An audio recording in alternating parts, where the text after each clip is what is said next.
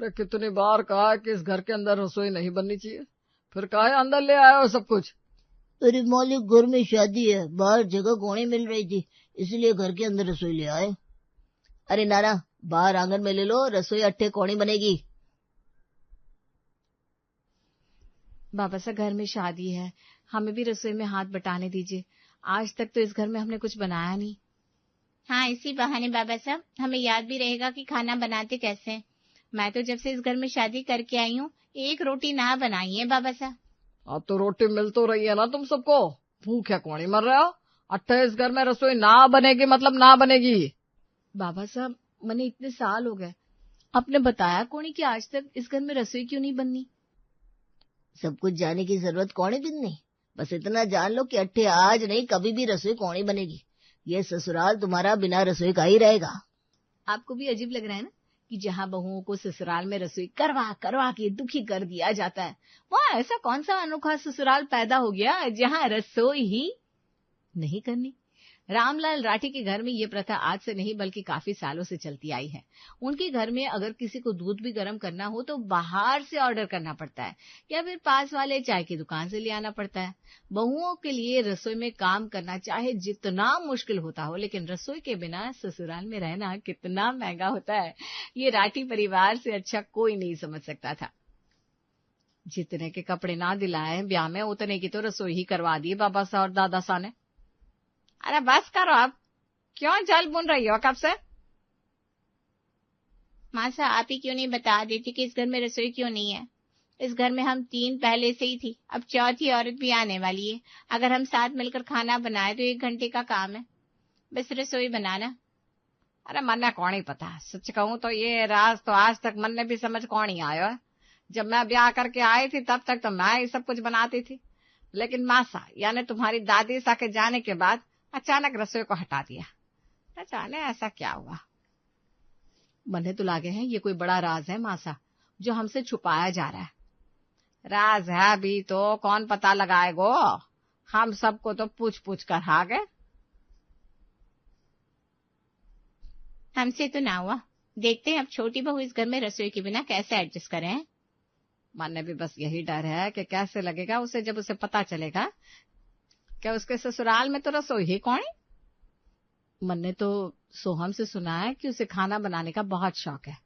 Home science में उसने degree ले रखी है। यहाँ आती ही सारी की सारी डिग्री धरी की धरी रह जाएगी। मन ने तो अब याद ही नहीं है कि रोटी गोल कैसे बनाते हैं। राठी परिवार का ये राज आखिर क्या था, ये आज तक कोई नहीं पता लगा पाया था। लेकिन इस घर में जो छोटी बहू आ रही थी उसे तो सिर्फ और सिर्फ खाना बनाने का ही शौक था, और जब उसे पता चला कि उसके ससुराल में तो रसोई ही नहीं है तो उसके ऊपर तो जैसे आसमान ही टूट पड़ा। ये क्या कह रहे हो मासा, अठे रसोई कौनी, मतलब मेरी पहली रसोई भी कौनी होगी।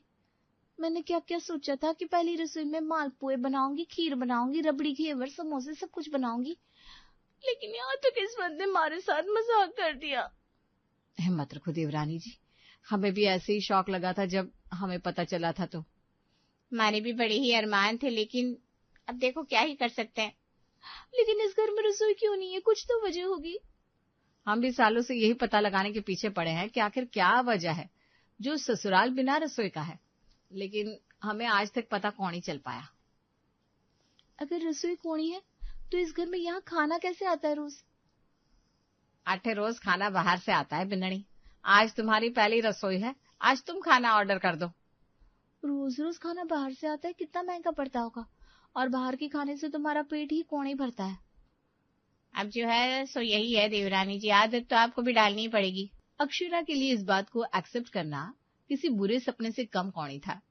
लेकिन ससुराल ही जब बिना रसोई का मिला हो तो कोई आखिर कर भी क्या सकता है। पहली रसोई में जहाँ नई बहू ढेर सारे पकवान बनाती है, वहाँ हमारी अक्षरा ने बाहर से खाना ऑर्डर किया था जो कम से कम 4,000-5,000 का पड़ गया था। ये लो छोटी बिनड़े, थारे वास्ते शगन। शगन का क्या करूंगी मैं बाबा साहब, मैंने तो की बनाया ही नहीं आपके वास्ते। अरे इतना सब तो मंगवाया है, ये ले बेटा थारा शगन। एक बात कहूँ बाबा साहब, ये सब बाहर से खाना मंगवाने से कितना महंगा पड़ जावे है सब कुछ, और पेट भी कौन ही भरा है। काहे ना हम रसोई बनवा लेते हैं ससुराल में। आज ये बात करती है बिंदनी, आगे ऐसी कोई बात ना सुनेंगे हम। इस घर में रसोई ना है और ना कभी रहेगी।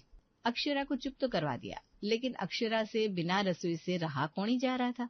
बाहर का खाना उससे हजम कौन ही हो रहा था। घर में कुछ था नहीं जिस पे वो रसोई बना सके। लेकिन अब अक्षरा का दिमाग रसोई बनाने के बारे में कम, लेकिन रसोई काहे नहीं इस घर में उस पर आकर अटक गया था। अरे देवरानी जी, सुबह सुबह क्या ढूंढ रही हो? रसोई। रसोई अठे?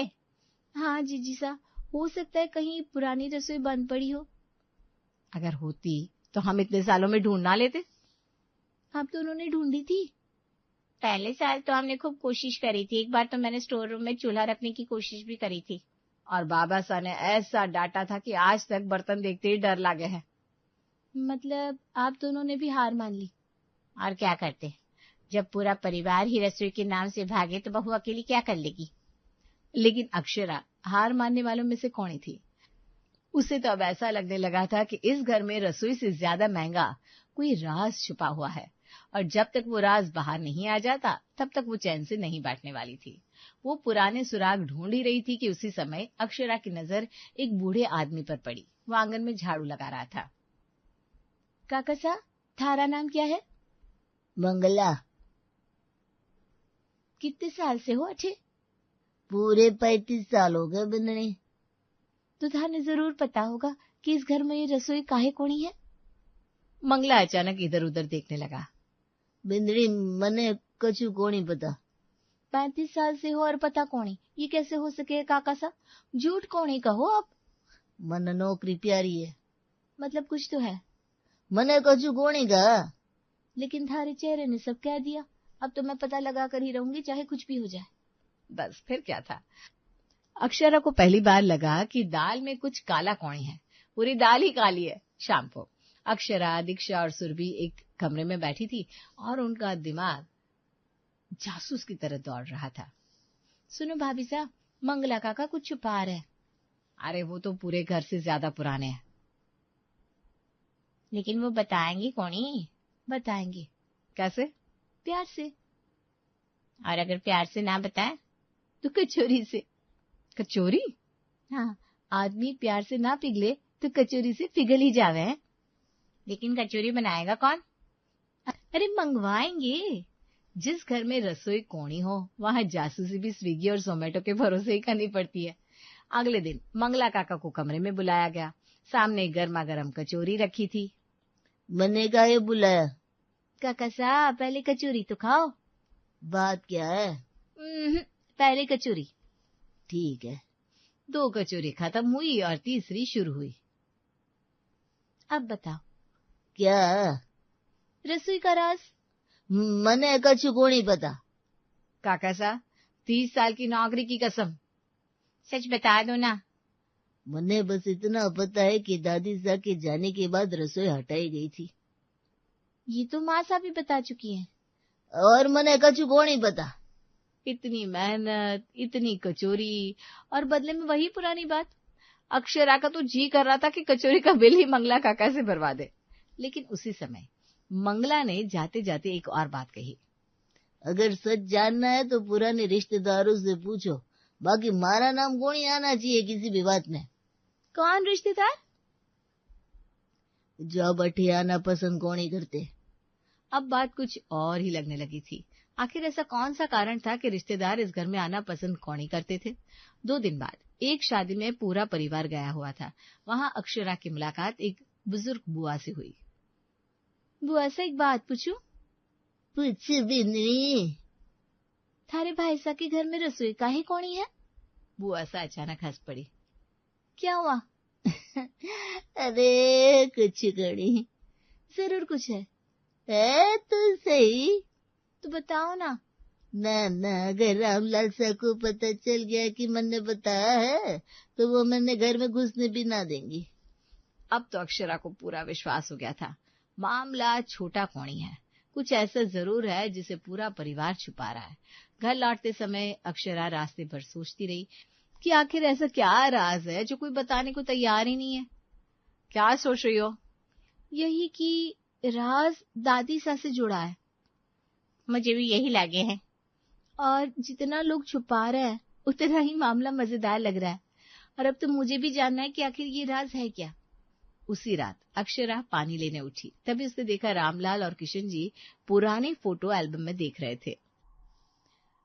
अक्षरा चुपचाप दरवाजे के पास खड़ी हो गई। अच्छा वाह, रसोई हटवा दी थी। हाँ बाबा साहब, नहीं तो आज भी लोग घर में कदम रखने से डरते। सही कह रहे हो। ना रसोई है ना कोई बदनामी, जड़ से ही प्रॉब्लम को खत्म कर दिया। अक्षरा के कान खड़े हो गए। अब तो बात और भी उलझ गई थी। लोग घर आने से डरते थे, लेकिन काहे? क्या रसोई में कोई हादसा हुआ था? क्या किसी ने कसम खा ली थी? या फिर कोई ऐसा राज था जिसे सोचकर आज भी लोग कांप जाते हैं? अक्षरा रात भर सो नहीं पाई और सुबह होते ही उसने फैसला कर लिया। काका साहब, आज तो थाने बताना ही पड़ेगा, मैं इतने दिन से पूछ रही हूँ। बिंदरी, मैंने पहले ही कहा, मने कछु को नहीं पता। काका साहब, अब ये बात थारे अलावा कोई और मान लेगा, मैं कौन ही मानूंगी। 35 साल से इस घर में हो, दादी सा को देखा, माँ सा को देखा, बाबू सा को देखा, और कह रहे हो कुछ कौन ही पता। ये बात तो ऐसी हुई जैसे कुएं में रहने वाला बोले मने पानी कौन ही दिखियो। अरे बिंदनी, थारी जवान तो बड़ी तेज है। जब तक जवाब नहीं मिलेगा तब तक और तेज होती जाएगी। अच्छा एक काम करो। क्या? गांव के बाहर जो पुरानी हवेली वाला घर है ना, वहाँ गोपी काका रहते हैं। पहले इसी घर में काम करते थे। अगर किसी को सब पता है तो उन्हें ही पता होगा। बस फिर क्या था। अक्षरा को तो जैसे खजाने का नक्शा मिल गया। उसे लग रहा था अब राज खुलने ही वाला है। कुछ देर बाद अक्षरा, दीक्षा और सुरभि तीनों गोपी काका के घर पहुंच गई। गोपी काका चारपाई पर बैठे मूंगफली खा रहे थे। अरे राठी परिवार की बहू है, आज हमारे घर कैसे? काका सा, आशीर्वाद दो पहले। खुश रहो बिंदनी। और अब सच बता दो। कौन सा सच? वही जिसके कारण हमारे घर में रसोई कौनी है। गोपी काका पहले तो हंसते लगे, फिर इतना हंसे कि मूंगफली नीचे गिर गई। काका साहब, हम इतने सालों से परेशान हैं और थाने हंसी आ रही है। अरे बिंदड़ी, हंसी इसलिए आ रही है क्योंकि तुम लोग जिस बात को राज समझ रही हो ना, वो राज कमर मजाक ज्यादा है। मजाक? हाँ, ऐसा मजाक कि अगर मैंने पहले बता दिया होता तो थारा पूरा परिवार मैंने घर से बाहर निकाल देता। काका साहब, पहली मत बुझाओ, साफ साफ बताओ। अच्छा बताओ, थाने दादी सा के हाथ का खाना खाने को मिला था कभी? दादी सा तो हमारे ब्याह से पहले ही गुजर गई थी। हमने तो उन्हें देखा भी कौनी। अरे बिंदनी, इस घर की सबसे बड़ी समस्या ना कोई भूत था, ना कोई श्राप था, ना कोई मनहूसियत थी। तो फिर? समस्या थी दादी सा की रसोई। मतलब ये कि दादी सा खाना ऐसा बनाती थी कि आदमी खाना खाकर भूखा रह जाए। क्या? एक बार उन्होंने खीर बनाई थी, फिर पूरे गांव में चर्चा हो गई थी। इतनी अच्छी बनी थी खीर काका? अरे इतनी खराब बनी थी कि 4 लोगों ने पूछ लिया था इसमें चावल डाले हैं या चूना। और सुनो, एक बार दादी सा ने कढ़ी बनाई, गांव के पंडित जी खाने आए, पहला निवाला खाया और बोले राम राम सा, आज मेरा उपवास है, जबकि 5 मिनट पहले तक तो पूरी थाली मांग रहे थे। सच में? इतने सालों से जिस राज को लेकर अक्षरा के मन में पहाड़ खड़े हो रहे थे, उसकी नींव में तो बेसन की कड़ी और जली हुई रोटियां निकली। लेकिन कहानी अभी पूरी कौन ही हुई थी। लेकिन सिर्फ दादी माँ के कारण पूरी रसोई थोड़ी ना हटाई होगी। बस यही तो असली बात है। दादी सा के बाद रसोई संभाली तुम्हारी मासा ने। मासा? हाँ, और वो तो दादी सा से भी 2 कदम आगे निकली। अब ये मत कहना कि वो भी खाना खराब बनाती थी। खराब? अरे वो तो खाना बनाते समय स्वाद को ऐसे ढूंढती थी जैसे कोई ऊंट शहर में अपना रास्ता ढूंढता है। मैंने तो विश्वास ही कौन ही हो रहा है काका। एक बार रिश्तेदार आए, मासा ने दाल बनाई, खाना खत्म हुआ तो रिश्तेदार बोला भाभी साहब दाल बड़ी अनोखी थी। मासा तो खुश हो गई, बोली कैसी लगी? तो वो बोला आज तक समझ कौन ही आया, उसमें नमक ज्यादा था या नमक था ही कौन ही। धीरे धीरे हाल ऐसा हो गया कि लोग निमंत्रण पत्र देखकर ही बहाने बनाने लगे। किसी को अचानक बुखार आ जाता, किसी को जरूरी काम याद आ जाता, किसी की गाय बीमार पड़ जाती, लेकिन कोई खाने पर कौन ही आता। हे भगवान। फिर एक दिन रामलाल सा ने फैसला लिया, अगर रसोई रहेगी तो लोग घर में आना छोड़ देंगे, इसलिए रसोई ही हटा दो। मतलब इतने सालों से यही कारण था? हाँ, अक्षरा को तो यकीन नहीं हो रहा था।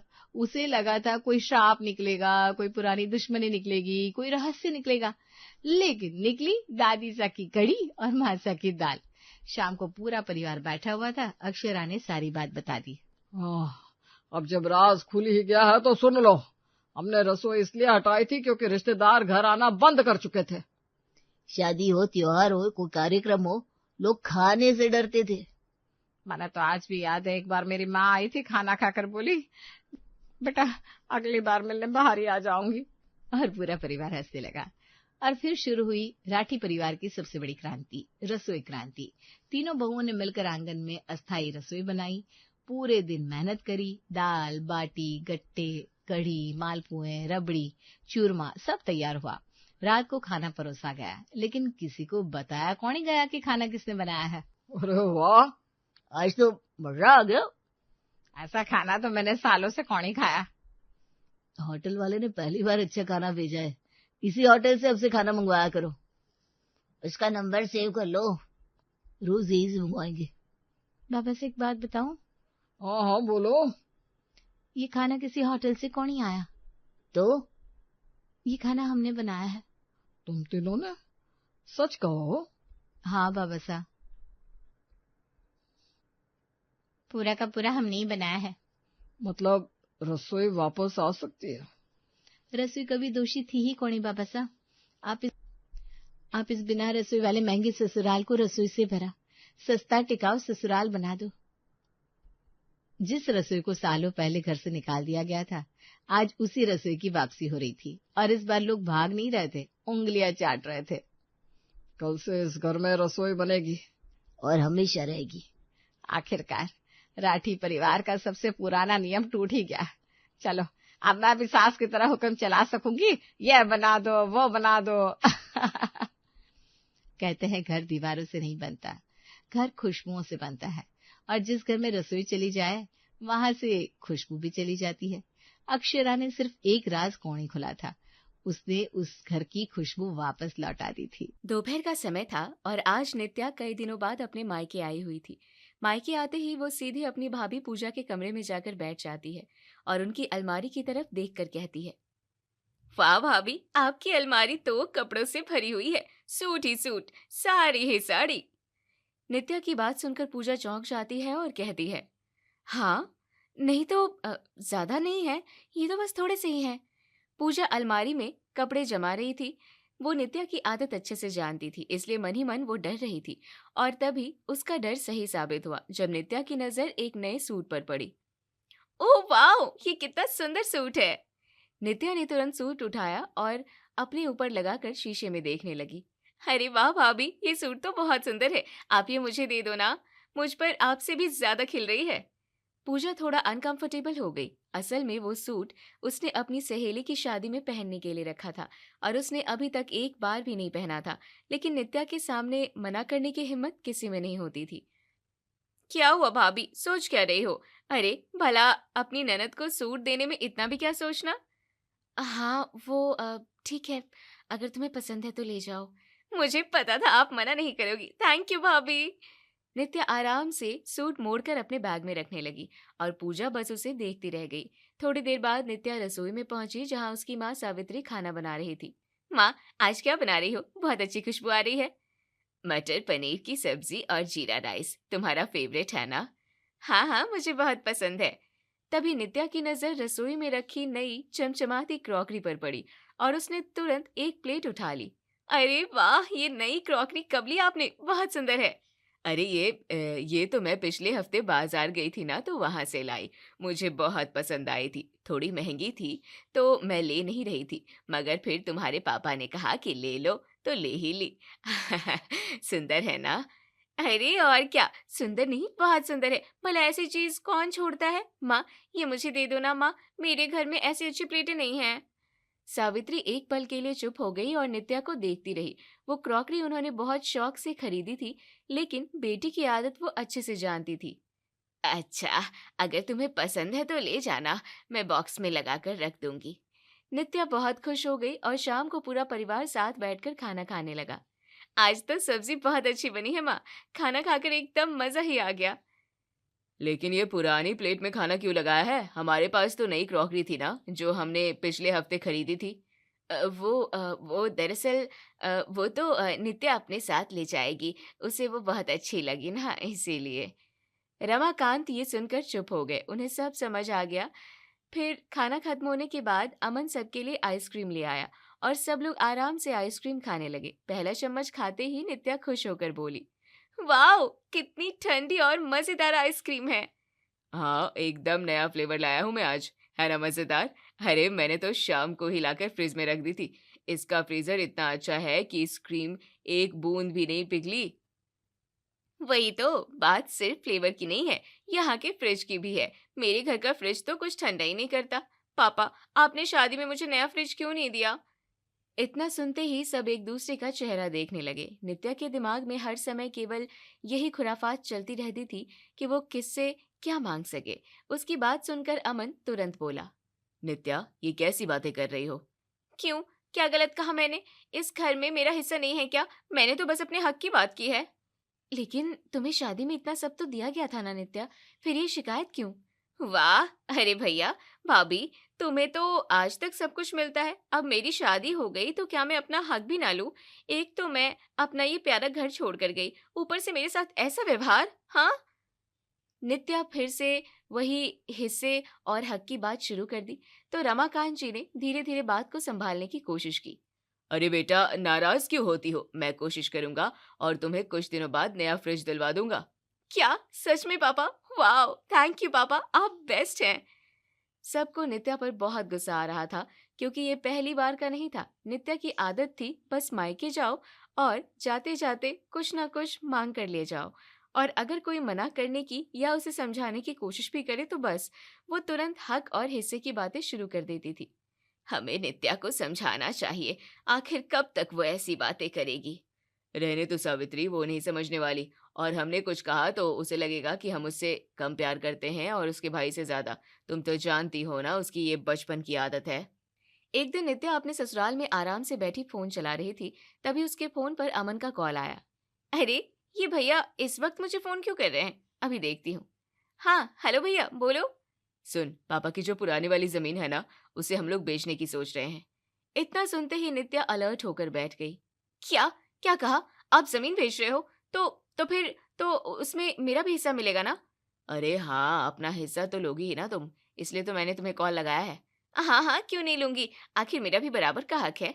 अच्छा, तो फिर तुम कल प्रॉपर्टी डीलर के ऑफिस आ जाना। कुछ फॉर्मेलिटी है जो हम दोनों को मिलकर करनी होगी, और कुछ जरूरी बातें भी करनी है। कॉल करते ही वो खुशी से अपनी सास कमला और पति रोहित के पास पहुंची। सुनिए सुनिए, आप दोनों के लिए गुड न्यूज है। मेरे मायके की एक पुरानी प्रॉपर्टी बिक रही है और भैया ने मुझे हिस्से के लिए बुलाया है। ये न्यूज सुनते ही कमला की आंखें चमक उठी। अरे वाह, कितनी अच्छी है मेरी बहू रानी, कितनी बढ़िया खबर सुनाई है। अच्छा, लेकिन तुमने हिस्सा क्यों मांगा नित्या? हमारे पास क्या कमी है जो तुम हर टाइम अपने मायके से मांगती ही रहती हो? अरे हद होती है, मैंने थोड़ी ही ना मांगा, ये तो भैया ने खुद मुझे सामने से कॉल करके कहा तो मैं जा रही हूँ। जरा संभल कर रहना नित्या, तुम्हारी ये बात बात पर हिस्सा मांगने की आदत कहीं तुम्हें ही महंगी न पड़ जाए। नित्या ने रोहित की बात पर जरा भी ध्यान नहीं दिया और अगले ही दिन वो सुबह सुबह तैयार होकर प्रॉपर्टी डीलर के ऑफिस पहुंची। अमन वहां पहले से ही डीलर के साथ बैठा हुआ था। तो देखिए, प्रॉपर्टी बिक जाएगी तो पैसे आप दोनों के अकाउंट में आ जाएंगे, बस कुछ छोटी मोटी फॉर्मेलिटीज पूरी करनी होंगी। कैसी फॉर्मेलिटी? नित्या की बात सुनकर अमन ने फाइल खोलते हुए कहा। वो क्या है ना, प्रॉपर्टी थोड़ी पुरानी है और जब हमने घर शिफ्ट किया था ना, तब उसके कुछ पेपर्स खो गए थे। जी हाँ, और अब आपको नए पेपर्स बनवाने पड़ेंगे, जिसके लिए सरकारी ऑफिस के चक्कर, वकील और थोड़ा ऊपर नीचे भी करना पड़ेगा। ऊपर नीचे क्या मतलब है आपका?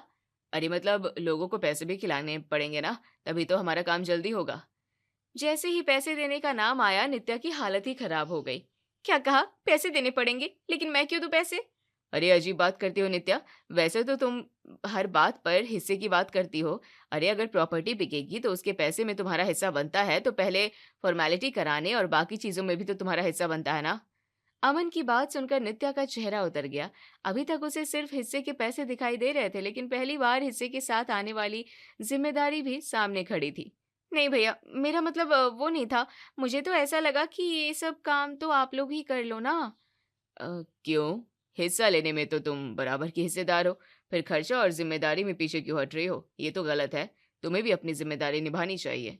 जी, बिल्कुल सही कहा आपके भाई ने। आखिर फायदा मिलेगा तो खर्चा भी सबको मिलकर उठाना पड़ेगा। नित्या ने किसी तरह बात खत्म की और वहां से निकल गई, लेकिन पूरे रास्ते उसका दिमाग सिर्फ एक ही बात सोच रहा था, अगर पैसे नहीं लगाए तो कहीं उसका हिस्सा हाथ से निकल न जाए। घर पहुंचते ही वो सीधे अपनी सास कमला के कमरे में गई। माँ जी, एक बहुत बड़ी परेशानी हो गई। अरे क्या हुआ बहू, चेहरा इतना उतरा हुआ क्यों है? वो प्रॉपर्टी वाले मामले में कुछ पेपर खो गए हैं और नए पेपर बनवाने के लिए काफी पैसे लगेंगे। क्या? कितने पैसे लगेंगे? अभी तो ठीक से बताया नहीं, लेकिन अच्छे खासे लगेंगे। कमला कुछ देर सोचती रही, फिर धीरे से दरवाजा बंद करके नित्या के पास आकर बैठ गई। देख बहू, ये बात रोहित को मत बताना। क्यों माँ जी? क्योंकि वो सीधा साधा है, वो तो यही कहेगा कि हिस्सा छोड़ दो और झंझट खत्म करो। हाँ, ये तो आपने सही कहा माँ जी। वो तो पहले से ही मुझे ये प्रॉपर्टी के चक्कर में पड़ने से मना कर रहे थे। इसलिए मैं कह रही हूँ, उससे कुछ मत कहना। जब प्रॉपर्टी बिक जाएगी और पैसा हाथ में आ जाएगा तब बता देना। नित्या की आंखों में उम्मीद की चमक उठी। लेकिन माँ जी, पैसे कहाँ से आएंगे? मेरे पास कुछ पैसे जमा है, तुम्हारे ससुर की पेंशन में से थोड़ा थोड़ा बचा कर रखे थे, जरूरत पड़े तो मैं दे दूंगी। क्या सच में माँ जी? हाँ, आखिर फायदा भी तो हमारा ही होगा ना। तभी नित्या को एक और बात याद आई और वो उत्साहित होकर बोली, माँ जी, मेरे पास भी तो कुछ ज्वेलरी रखी है। तो उसका क्या? अगर मैं उसे गिरवी रख दूं तो और पैसे मिल जाएंगे। अरे वाह, ये तो तुमने और भी अच्छी बात कही। इस तरह से हम आसानी से प्रॉपर्टी का काम करा लेंगे। हाँ, फिर अच्छे खासे पैसे इकट्ठा हो जाएंगे, पेपर भी बन जाएंगे और जब प्रॉपर्टी बिकेगी तो मुझे मेरा हिस्सा भी मिल जाएगा और गहने वापस। बिल्कुल, कभी कभी थोड़ा बहुत खर्चा तो करना ही पड़ता है बड़े फायदे पाने के लिए। अब नित्या को लगने लगा था कि उसने बहुत बड़ी समझदारी दिखाई है। उसकी सास भी लालच में आकर उसे गलत सलाह देती रही और अगले ही दिन वो अपनी कुछ ज्वेलरी लेकर एक सुनार के पास पहुंची और उन्हें गिरवी रखकर पैसे ले आई। उधर कमला ने भी अपनी जमा पूंजी उसे दे दी। अब तो काम बन जाएगा माँ जी। हाँ बहू, अब जल्दी से अमन को पैसे दे दो ताकि पेपर बनना शुरू हो जाए। उसी शाम नित्या ने अमन को फोन लगाया। भैया, मैंने पैसों का इंतजाम कर लिया है, अब बताओ आगे का काम कब होगा? अच्छा, इतनी जल्दी पैसों का इंतजाम कर लिया? हाँ, आप कल मिलो, मैं अपना हिस्सा दे दूंगी। बहुत बढ़िया, फिर तो काम जल्दी शुरू हो जाएगा। अगले दिन नित्या ने खुशी खुशी पैसे अमन को दे दिए। ये लो भैया, जितना मेरा हिस्सा बनता था मैंने दे दिया। अमन ने बैग खोला और अंदर रखे नोट देखकर हैरान रह गया। इतने पैसे? मगर ये तुम लाई कहाँ से नित्या? क्या बताऊं, बड़ी मुश्किल से इंतजाम किया है। अमन पैसे लेते हुए नित्या को देखने लगा। उसे अपनी बहन की आदत अच्छी तरह पता थी। जो लड़की 10 रुपए खर्च करने से पहले 100 बार सोचती थी, वो आज बिना बहस किए इतने पैसे दे रही थी। ठीक है, अब आगे का काम शुरू करवा देता हूँ। बस जल्दी करवा देना भैया, जितनी जल्दी प्रॉपर्टी बिकेगी उतना अच्छा रहेगा। हाँ हाँ, तुम चिंता मत करो। इसके बाद 2 हफ्ते बीत गए। एक दिन नित्या और रोहित को एक रिश्तेदार की शादी में जाना था। नित्या अपने कमरे में तैयार हो रही थी। जल्दी करो नित्या, देर हो रही है। बस 5 मिनट और। कुछ देर बाद नित्या तैयार होकर बाहर आई। तुम्हारे गले का हार कहाँ है? वो आज पहनने का मन नहीं किया ना। अच्छा, और कानों में ये क्या पहना है? ये तो आर्टिफिशियल है ना। अरे वो साड़ी के साथ यही मैच हो रहा था ना। और तुम्हारे असली वाले डायमंड टॉप्स कहाँ हैं? वो अलमारी में होंगे। चलो निकालो। अब नित्या के माथे पर पसीना आने लगा। अभी क्या जरूरत है, देर हो रही है। जरूरत है, अभी निकालो। नित्या रोहित की बात सुनकर एकदम चुप खड़ी रही। क्या हुआ, जवाब क्यों नहीं दे रही? वो दरअसल क्या? मैंने कहीं रख दिए हैं। कहाँ रख दिए हैं? मुझे याद नहीं। नित्या! रोहित की आवाज इस बार काफी सख्त थी। सच सच बताओ, गहने कहाँ हैं? मैंने कहा ना। झूठ मत बोलो। अब नित्या की आवाज कांपने लगी। मैं क्या तुमने गहने बेच दिए? नहीं। तो फिर गिरवी रख दिए? गिरवी रख दिए। इतना सुनते ही रोहित जैसे सन्न रह गया। क्या? मेरी बात सुनिए। तुमने गहने गिरवी रख दिए? मैं मजबूर थी। कैसी मजबूरी? अब नित्या के पास छिपाने के लिए कुछ नहीं बचा था। उसने सारी बात बता दी। प्रॉपर्टी, हिस्सा, पेपर, पैसे, सब कुछ। मैंने सोचा था कि बाद में हिस्सा मिल जाएगा तो गहने छुड़ा लूंगी। रोहित का चेहरा गुस्से से लाल हो गया। मतलब मेरे घर के गहने तुम अपने मायके की प्रॉपर्टी के लिए गिरवी रख दिए और मुझे बताया तक नहीं? माँ जी ने कहा था कि मैं ऐसा कर सकती हूँ। क्या कहा? ये सब माँ ने कहा था? तभी कमला भी कमरे में आई। क्या हुआ, इतनी आवाजें क्यों आ रही है? माँ, आपने नित्या को ये सब करने से रोका भी नहीं? अरे मैं तो बस तुम लोगों के भविष्य के बारे में सोच रही थी बेटा। बहुत अच्छे, आप दोनों ने मिलकर इतनी बड़ी बात मुझसे छुपाई। मैं पहले ही कह रहा था कि हर समय हिस्से हिस्से की बात मत किया करो, लेकिन तुम्हें तो सिर्फ पैसा दिखाई देता है। नित्या की आंखें शर्म से झुक गई। अभी इसी वक्त तैयार हो जाओ। कहाँ जा रहे हैं हम? तुम्हारे मायके, तुम्हें तुम्हारा हिस्सा दिलवाने। रोहित ने गाड़ी की चाबी उठाई। नित्या घबराई हुई थी। पूरे रास्ते गाड़ी में सन्नाटा था। रोहित गुस्से में गाड़ी चला रहा था और नित्या बगल की सीट पर बैठी घबराई हुई थी। उसका दिल जोर जोर से धड़क रहा था। कुछ ही देर में गाड़ी नित्या के मायके के बाहर जाकर रुकी। रोहित बिना कुछ बोले अंदर चला गया। उसके पीछे पीछे नित्या भी पहुंची। अरे रोहित बेटा, अचानक इस वक्त कैसे आना हुआ? सब ठीक तो है? नहीं माँ जी, कुछ भी ठीक नहीं है। रोहित की आवाज सुनकर अमन और रमाकांत भी बाहर आ गए। क्या हुआ रोहित, इतना परेशान क्यों लग रहे हो? परेशान नहीं हूँ भैया, गुस्से में हूँ। आखिर बात क्या है? रोहित ने ही सारी बात बता दी। कैसे नित्या ने गहने गिरवी रखे और कैसे लालच में आकर सारे पैसे अमन को दे दिए। क्या तुमने अपने गहने गिरवी रख दिए? और वो भी सिर्फ एक हिस्से के लालच में? तुम्हें शर्म नहीं आई? पापा, मैंने सोचा था। तुमने सोचा था कि बिना मेहनत के ढेर सारे पैसे मिल जाएंगे? नित्या, हम तो समझते थे कि तुम सिर्फ छोटी छोटी चीजें मांगती हो, लेकिन तुम इस हद तक चली जाओगी हमने कभी सोचा नहीं था। माँ, मैंने कुछ गलत नहीं किया। आखिर मेरा भी तो हिस्सा बनता है। बस फिर शुरू हो गई हिस्सा हिस्सा। अमन अंदर गया और एक बैग लेकर वापस आया। उसने बैग नित्या के सामने रख दिया। लो अपने पैसे। नित्या हैरानी से कभी बैग को देख रही थी तो कभी अमन को। ये क्या कह रहे हो भैया? मुझे कुछ समझ नहीं आ रहा। तभी सावित्री धीरे धीरे नित्या के पास आई। समझाती हूँ। माँ, आखिर चल क्या रहा है? जो चल रहा है वो तुम्हें बहुत पहले समझ जाना चाहिए था। कोई प्रॉपर्टी बिकी नहीं रही थी। वो प्रॉपर्टी बेचने वाली कहानी सिर्फ तुम्हें सबक सिखाने के लिए बनाई गई थी। सालों से हम एक ही बात देख रहे थे। तुम जब भी इस घर में आती थी कुछ ना कुछ मांग कर ले जाती थी, और जब कोई मना करने की कोशिश करता तो तुरंत हक और हिस्से की बातें शुरू कर देती थी। हम सोचते रहे कि समय के साथ तुम समझदार हो जाओगी, लेकिन हर बार तुम्हारा लालच बढ़ता ही गया। इसलिए हमने सोचा कि एक बार तुम्हें वही एहसास कराया जाए जो तुम दूसरों को कराती हो। अब नित्या की आंखों में आंसू आ चुके थे, क्योंकि पहली बार उसे खुद महसूस हुआ कि वो कितनी स्वार्थी बन चुकी थी। बेटा, हक लेना गलत नहीं होता, मगर रिश्ते को सिर्फ हिस्से और पैसों की नजरों से देखना गलत होता है। परिवार का हिस्सा कोई नाश्ता नहीं होता कि जो दिखा उसे उठा लिया और सब में बांट दिया। परिवार प्यार से चलता है, हिसाब किताब से नहीं। मुझे माफ कर दीजिए। आगे से मैं कभी ऐसी बातें नहीं करूंगी।